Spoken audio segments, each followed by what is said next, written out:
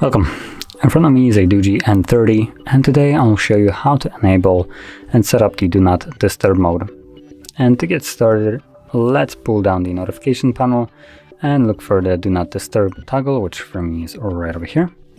And once you find it, you can either tap on it to enable the default parameters of it, or you can hold it and this will take you to the settings where you can customize how it functions. So we have things like allowing calls or messages from everyone, contacts, favorites, or no one. You can restrict notifications, change the duration of it when you tap on a toggle, and set up a schedule. So once you have chosen your settings, all you need to do is simply tap on the toggle, and there we go, it's right now enabled.